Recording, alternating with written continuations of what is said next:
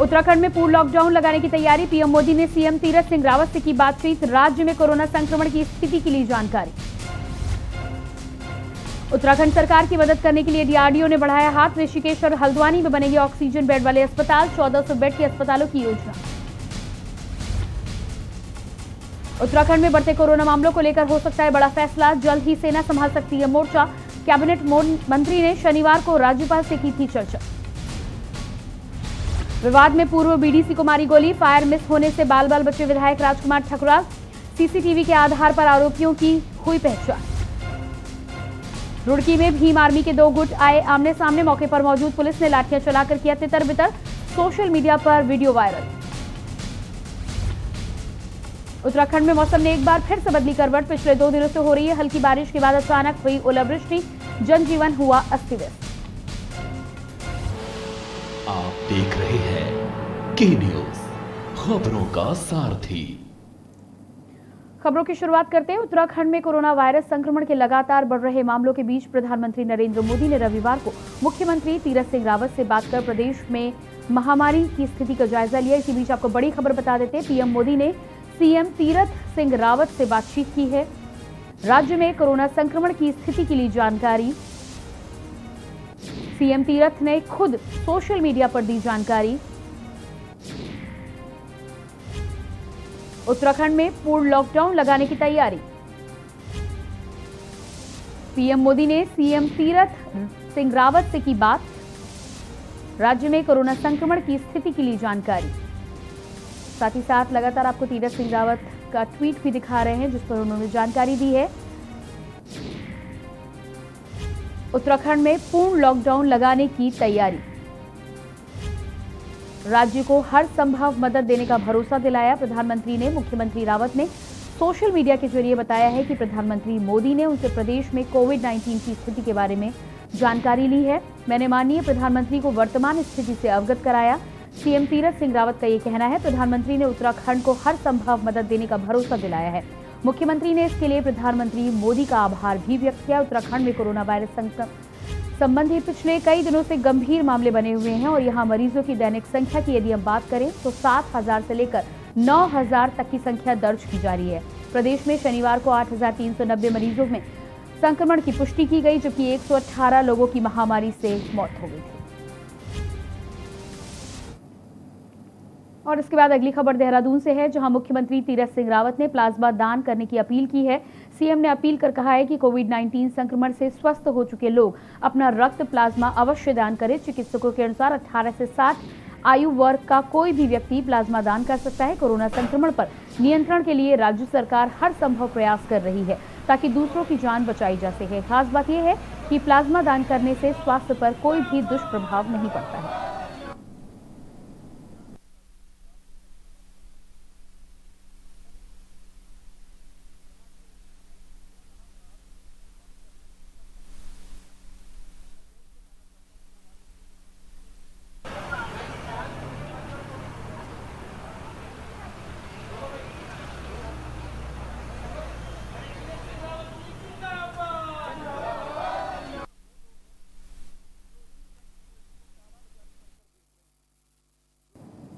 ऋषिकेश और हल्द्वानी में 2 Covid care अस्पताल बनाए जा रहे हैं, जिनके लिए भारत से रक्षा अनुसंधान एवं विकास संगठन यानी डीआरडीओ ने इनका जिम्मा उठाया है। ये असल में उस प्रोजेक्ट का हिस्सा है जिसके बारे में 1 महीने पहले ही सूचना दे दी गई थी। कोविड-19 से लड़ने के लिए करीब 800 बिस्तर वाले 2 अस्पताल उत्तराखंड के 2 प्रमुख नगरों और ऋषिकेश हल्द्वानी में डीआरडीओ द्वारा बनाए जा रहे हैं। समाचार एजेंसी एएनआई की माने तो डीआरडीओ के अधिकारी ने जानकारी दी है कि हल्द्वानी में अस्पताल 375 ऑक्सीजन बेड और 125 वेंटिलेटर बेड के होंगे। वहीं ऋषिकेश में अस्पतालों की बात की जाए तो 400 ऑक्सीजन बेड वाले साथ ही 100 वेंटिलेटर बेड वाले अस्पताल बनाए जाएंगे।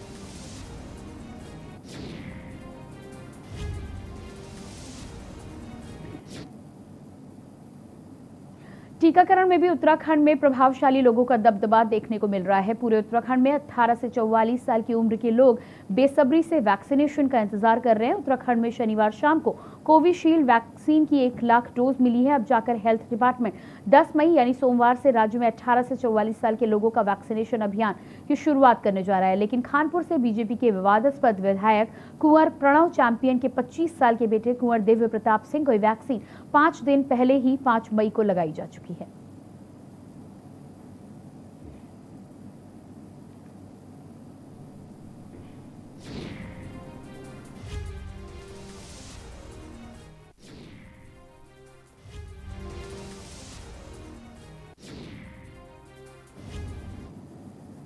कैबिनेट मंत्री सतपाल महाराज ने जनता से अपील करते हुए कहा है कि जहां तक संभव हो सके अपने घरों में रहे, व्यर्थ में बाहर ना निकले। इसके साथ ही मास्क का अवश्य प्रयोग करें, सार्वजनिक स्थानों पर देह दूरी बनाकर रखें, नियमित रूप से साबुन से हाथ धोते रहें। कोविड की रोकथाम के लिए ये बहुत आवश्यक है। हम सभी वैक्सीन अवश्य लगवाएं और दूसरों को भी इसके लिए प्रेरित करें। पूरी तरीके से पालन करें। हम सभी जानते हैं कि जब माता सीता को लक्ष्मण जी ने कहा कि तुम झोपड़ी में रहो, के लिए कि कोरोना काल के अंदर हमने मिलजुल के संघर्ष करना है, एक दूसरा का दोषारोपण नहीं करना है, उंगली नहीं उठानी है, बल्कि मिलजुल करके आज पूरे राष्ट्र को, पूरे इलाके को, पूरे जिले को, पूरे गांव को खड़ा होना है कि हम कोरोना को शिकस्त दें। हमारी लापरवाही से कोरोना फैला है। पहले तो आपको पता है कि जिस समय बहुत सख्ती की गई, आपने हमारे निर्देशों का पालन किया, तो ऐसा लगा कि कोरोना कंटेन हो गया है, कोरोना रुक गया है, कोरोना थम गया है। परंतु फिर हमने लापरवाही शुरू कर दी। हम शादियों में जाते थे, जाते समय तो नकाब पहने हुए हैं, मास्क पहने हुए हैं, पर जब भोजन कर रहे हैं तो हमने मास्क को उतार दिया। वही ऐसा समय होता है जब संक्रमण सबसे ज़्यादा होता है। तो हमने थोड़ा सा सोशल डिस्टेंसिंग का ख्याल नहीं रखा, सैनिटाइजेशन का ख्याल नहीं रखा, मास्क को नहीं पहना जब उसकी ज़रूरत थी, तो आज ये संक्रमण इतना ज़्यादा फैल गया है। तो मैं आपसे आग्रह करूंगा कि एक तो लक्ष्मण रेखा को पार ना करें। नरेंद्र नगर सुमन अस्पताल में आगामी सोमवार से गंभीर कोविड संक्रमित मरीजों के लिए आईसीयू की सुविधा उपलब्ध कराई जाएगी। शनिवार को यहां अस्पताल में भर्ती कोविड मरीजों के स्वास्थ्य का हाल जानने पहुंचे कैबिनेट मंत्री ने ये बात कही है। इस दौरान उन्होंने आला अधिकारियों को यहां व्यवस्थाएं चाक चौबंद रखने के निर्देश भी दिए। कैबिनेट मंत्री सुबोध उनियाल ने शनिवार को पीपीई किट पहनकर नरेंद्र नगर स्थित सुमन अस्पताल में कोविड वार्ड में भर्ती मरीजों का हाल भी जाना। उन्होंने अस्पताल में उपचार व्यवस्था व उपकरणों का भी जायजा लिया। निरीक्षण के बाद उन्होंने बताया कि वर्तमान में नरेंद्र नगर सुमन अस्पताल और मुनिकीर्ति स्थित ऋषिलोक JMVN गेस्ट हाउस में बनाए गए कोविड सेंटरों में संक्रमित मरीजों के लिए कुल 400 बेडों की सुविधा उपलब्ध कराई गई है।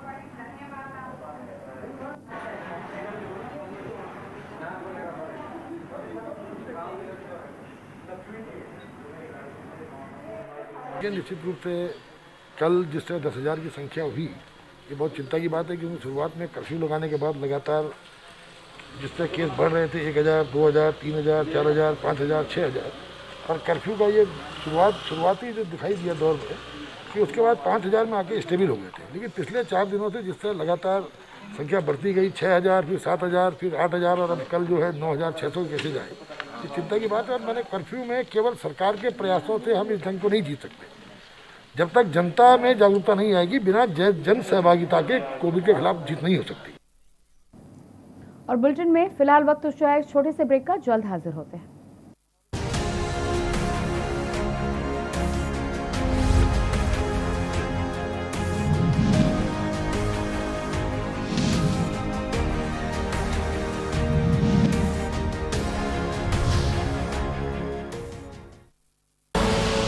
आप देख रहे हैं के न्यूज, खबरों का सारथी। अगर आपकी कोरोना रिपोर्ट पॉजिटिव आती है तो घबराएं बिल्कुल नहीं। जब तक डॉक्टर न कहे तब तक आपको अस्पताल में भर्ती होने की भी जरूरत नहीं, क्योंकि आपके घर पर हो सकता है आपका सही और सुरक्षित इलाज। डॉक्टर की सलाह पर दी गई होम आइसोलेशन किट में रखी दवाइयां समय समय पर लेते रहें। आपको ऑक्सीजन के लिए जरा भी पैनिक होने की जरूरत नहीं। यदि 90 से नीचे ऑक्सीजन का सैचुरेशन आता है तभी हॉस्पिटल का रुख करें। आपको घबराने की जरूरत नहीं है। कई कोविड के मरीज घर पर रह करके स्वस्थ हो चुके हैं। ऑक्सीजन लेवल 94 से कम होने पर भी घबराए नहीं। आप घर बैठे www.cctv.in www.esanjeevaniopd.in पर डॉक्टर से सलाह ले सकते हैं या हेल्पलाइन 104 पर कॉल कर सकते हैं। याद रखें, अधिकतर कोरोना संक्रमित लोग घर पर ही ठीक होते जा रहे हैं। अपना हौसला बनाए रखें। कोरोना को है हराना तो बिल्कुल नहीं है घबराना। पर ये दिल है कि चख रहा है उन्हीं अल्फाजों का दूर कितना भी जाओ, इस जुबान से दूर ना जा पाओगे। विमल, बोलो जुबान केसरी। आप देख रहे हैं के न्यूज, खबरों का सारथी।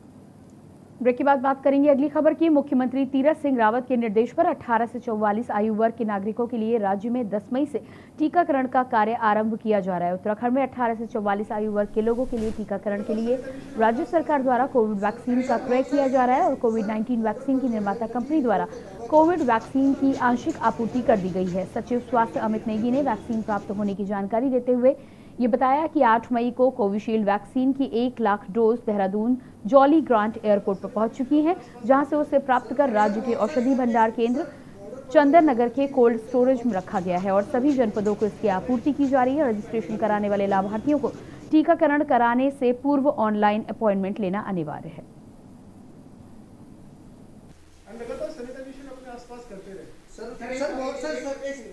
बॉर्डर पर जो है नकली उत्तराखंड में लगातार बढ़ रहे कोरोना संक्रमण की चपेट में अब जाने माने पर्यावरणविद और पद्म भूषण सुंदरलाल बहुगुणा भी आ गए हैं। चिपको आंदोलन के प्रणेता सुंदरलाल बहुगुणा को ऋषिकेश एम्स में भर्ती कराया गया है। उन्हें कोविड के शुरुआती लक्षण बताए जा रहे हैं। वे पिछले 1 सप्ताह से बुखार से पीड़ित थे। उनकी स्थिति अभी सामान्य बताई जा रही है। सोशल मीडिया पर सैकड़ों की संख्या में उनके प्रशंसकों ने उनके स्वास्थ्य की सलामती की कामना की है। उत्तराखंड के पूर्व सीएम और कांग्रेस नेता हरीश रावत ने भी उनके जल्द ठीक होने की कामना की है।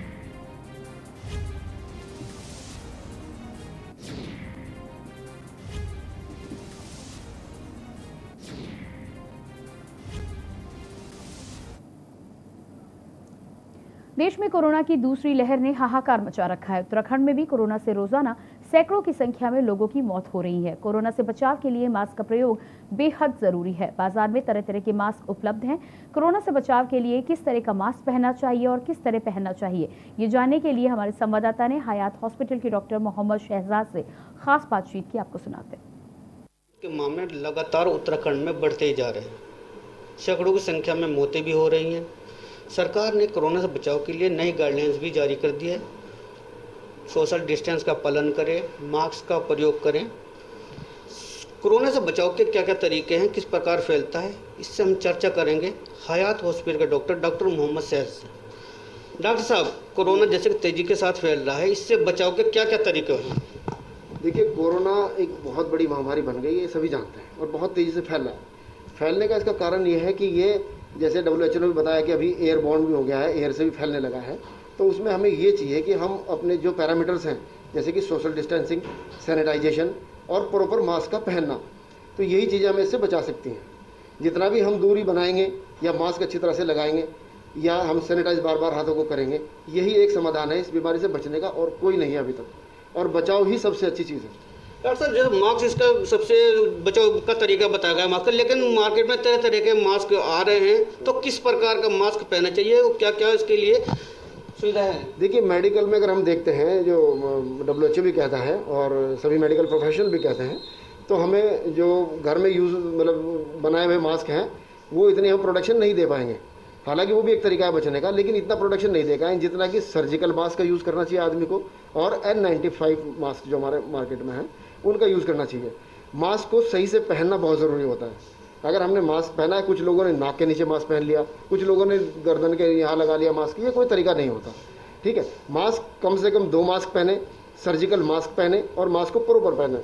मास्क का पहनने का तरीका कुछ ये भी है कि जैसे हमें सांस ले रहे हैं, तो किसी भी तरह से हमारे अंदर वायरस नहीं जाना चाहिए। ये मास्क का काम है, फंक्शन है। तो इससे हमें कैसे पहनना चाहिए, ये इंपॉर्टेंट है।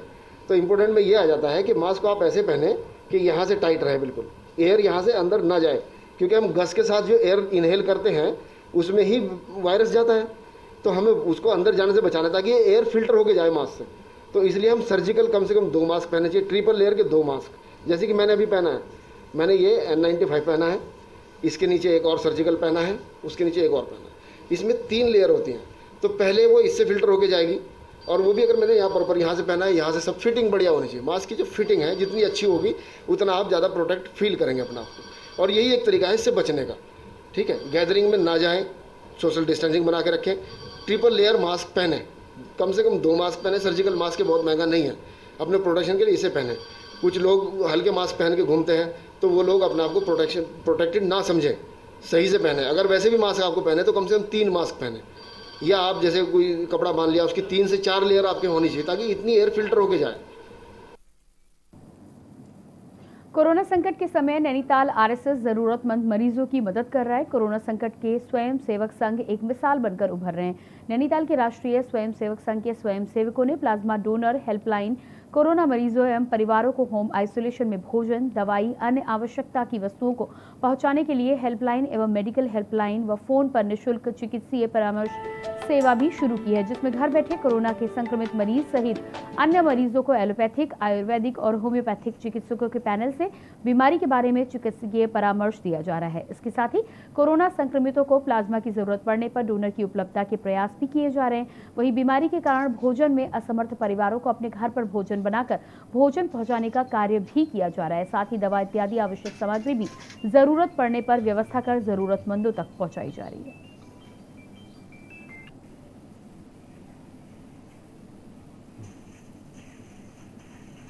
इसमें हमने ये लोगों से पहले तो प्लाज्मा के लिए डोनेट करने के लिए अपील करी, और जिन लोगों का कोविड पॉजिटिव हो चुके हैं और रिकवर कर चुके हैं उनसे प्लाज्मा डोनेट करने की अपील करी थी।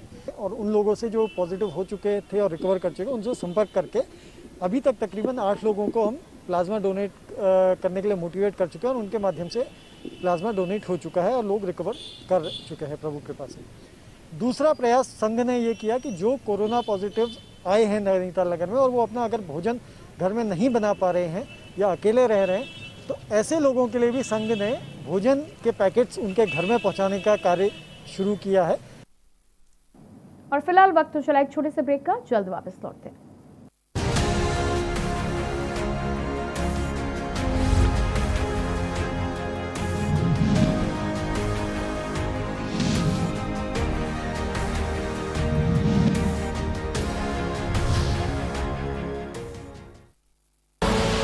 आप देख रहे हैं के न्यूज, खबरों का सारथी। कोरोना के नए स्ट्रेन की वजह से बढ़ते संक्रमण को समय से रोकने के लिए मरीजों में लक्षण की पहचान सबसे जरूरी है। आप तक पूरी और सही जानकारी पहुंचे, यही लक्ष्य है उत्तराखंड सरकार का। सुनिए होम आइसोलेशन पर क्या है एक्सपर्ट डॉक्टर की सलाह। बहुत इम्पोर्टेंट है होम आइसोलेशन। कई लोग इसमें ठीक भी हो जा रहे हैं, और इसमें कुछ चीज़ों का हमें विशेष ध्यान रखना पड़ेगा। जो संक्रमित व्यक्ति है उसका रूम अलग होना चाहिए, उसका वॉशरूम भी अलग होना चाहिए, और वो अपने को आइसोलेट कर लें। और इसमें जो घर के लोग हैं उनको भी, जैसे उनको खाना देना तो वो भी मास्क पहने। एसिम्प्टोमेटिक भी होते हैं जिनमें कोई सिम्टम्स नहीं है लेकिन वो पॉजिटिव हैं। ये नहीं कि वो सिम्टम नहीं है और पॉजिटिव हैं तो वो घूम रहे, नहीं, उनको भी 14 दिन तक क्वारंटाइन होना ही होना है। होम आइसोलेशन के दौरान जो किट आपको सरकार द्वारा दिया जा रहा है उस किट में mask, sanitiser, thermometer, pulse oximeter, इसके अतिरिक्त दवाइयाँ जैसे कि paracetamol, azithromycin, ivermectin, vitamin C with zinc है। इनको नियमित सेवन करें तथा अपनी मॉनिटरिंग करें।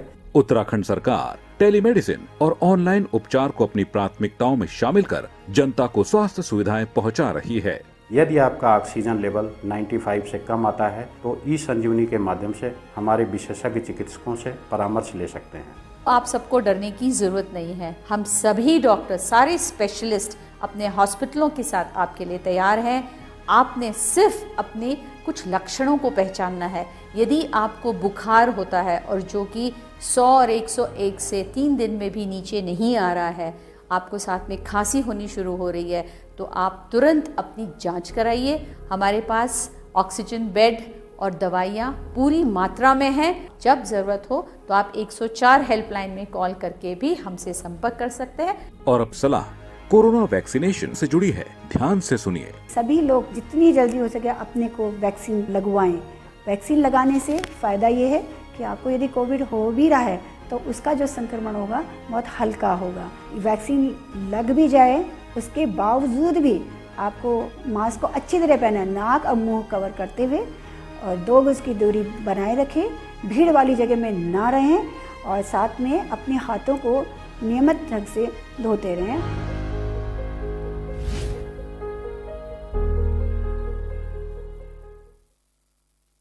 पर ये दिल है कि चख रहा है उन्हीं अल्फाजों का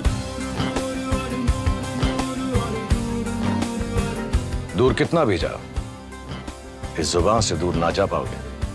विमल, बोलो जुबान केसरी। आप देख रहे हैं के न्यूज, खबरों का सारथी।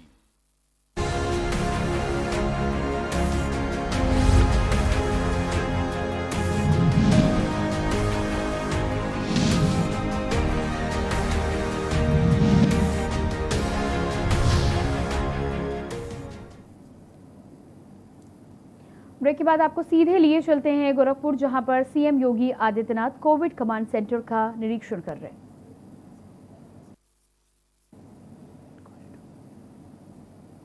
और यहां पर आप देख सकते हैं सीएम योगी आदित्यनाथ बालिका छात्रावास का निरीक्षण कर आगे बढ़ रहे हैं। साथ ही साथ आपको बता दें कि कोरोना महामारी को लेकर सीएम अलर्ट मोड पर है। कोविड केयर सेंटर का गोरखपुर में आज निरीक्षण किया है सीएम ने। इससे पहले वाराणसी में आज सुबह से सीएम थे, जहां पर उन्होंने डीआरडीओ के द्वारा बनाए गए अस्पताल का निरीक्षण किया, समीक्षा बैठक की, कोविड को लेकर तमाम अधिकारियों से बातचीत की।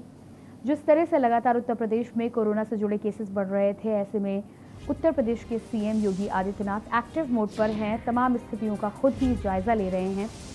वाराणसी में भी गांव में पहुंचे थे, टिकरी गांव, जहां पर उन्होंने होम आइसोलेशन में रह रहे मरीजों से बातचीत की, जाना कि किस तरह उन्हें दवाई और अन्य सुविधाएं उपलब्ध कराई जा रही हैं। ये गोरखपुर की तस्वीरें दिखा रहे हैं, जहां पर छात्रावास का निरीक्षण करने पहुंचे हैं योगी आदित्यनाथ। कोविड को लेकर जितनी भी समस्याएं प्रदेश में सामने आ रही हैं, उनको लेकर सीएम खुद एक्टिव मोड पर नजर आ रहे हैं।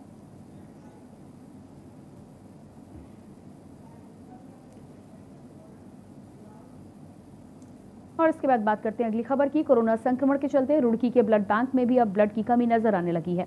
आपको बता दें, रुड़की के सिविल अस्पताल में 56 थैलीसीमिया के बच्चों का रजिस्ट्रेशन है। वहीं थैलीसीमिया से ग्रसित बच्चों को 1 महीने में 1 से 2 बार ब्लड चढ़ाया जाता है, जो कि महीने में 100 यूनिट से अधिक होता है। लेकिन कोरोना संक्रमण के चलते सिविल अस्पताल में कोई भी ब्लड कैंप नहीं लगा, इसलिए अस्पताल प्रबंधन के सामने एक बड़ी समस्या सामने आई है। डॉक्टर रजत सैनी ने मुझे परसों ही बताया था कि सब ब्लड की बहुत वो हो रही है। हम लोगों ने काफ़ी लोगों से संपर्क करा है, सिविल संस्थाओं से, फैक्ट्रियों से, क्योंकि कॉलेज भी सारे बंद हो गए हैं इस टाइम और कोई भी ब्लड देने के लिए आगे नहीं आ रहा है। तो एक बड़ी विकट समस्या हमारे पास शुरू हो गई है। आल्दो भी हमारे पास है, 2-4 दिन का ब्लड चल जाएगा, पर क्योंकि वैसे ब्लड की डिमांड और जगह से कम हो गई है, क्योंकि ऑपरेशन वगैरह नहीं हो रहे हैं, तो ब्लड की डिमांड वहाँ से कम है। तो अभी तो हमारे थैलेसीमिया के बच्चों का काम चल रहा है, लेकिन हमने उनको थोड़ा सचेत करना शुरू करा है कि अगर नहीं होता है, कोई कैंप नहीं होता है, लोग डोनेशन के लिए नहीं आते हैं, तो थोड़ा सा ब्लड का इंतजाम वो लोग भी करके चलें। और अगली खबर लक्सर से है। काफी दिनों से बधा लक्सर के सुल्तानपुर से पचवेली बाणगंगा नदी घाट तक करीब 3 किलोमीटर लंबी सड़क को राज्य योजना से 1 करोड़ की लागत से इंटरलॉकिंग टाइल्स से बनाए जाने को मंजूरी मिल गई है। मंजूरी के साथ ही विभाग के ठेकेदार ने सड़क के निर्माण का काम भी शुरू कर दिया है, लेकिन काम शुरू होते ही सड़क विवादों में फंस गई। क्षेत्र के कई ग्रामीणों ने ठेकेदार पर निर्माण कार्य में घटिया सामग्री, खासतौर पर काम एमएम वाली इंटरलॉकिंग टाइल लगाए जाने का आरोप लगाया है। तो 2 दिन में टूट जाएंगी सबरी, और गाड़ी अगर उधर से आ रही हो, एक मोटरसाइकिल वाला नहीं बचता, या तो साथ की साथ टूट रही, या पहली में से भी कम बन रही सबरी। कैसी सड़क बननी चाहिए? सड़क चौड़ी होकर बननी चाहिए, बढ़िया बननी चाहिए, मजबूत।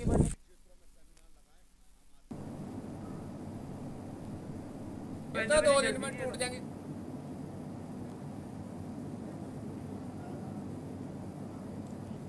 रुड़की की गंग नहर कोतवाली क्षेत्र में रामपुर चुंगी पर आज भीम आर्मी के कुछ कार्यकर्ताओं के दो गुट आपस में आमने सामने आ गए, जिस कारण वहां पर अफरा तफरी का माहौल पैदा हो गया। मामला इतना बढ़ गया कि पुलिस को लाठीचार्ज करना पड़ा। आपको बता दें कि कुछ समय से भीम आर्मी और उनकी राजनीतिक पार्टी आजाद समाज पार्टी के कुछ कार्यकर्ताओं के दो गुटों में तनाव चल रहा था। दोनों गुटों के कुछ कार्यकर्ता एक दूसरे पर तरह तरह के आरोप भी लगा रहे थे, एक दूसरे के साथ गाली गलौज भी कर रहे थे। इसी तनाव के चलते आज रामपुर चुंगी पर दोनों गुटों के बीच कुछ कार्यकर्ता आमने सामने आए। पुलिस ने दोनों पक्षों को समझाने का काफी प्रयास किया, लेकिन दोनों पक्ष नहीं माने तो मामला बढ़ गया। पुलिस को दोनों ही पक्षों पर लाठीचार्ज करना पड़ा, जिसके बाद दोनों पक्ष के लोग मौके से फरार हो गए।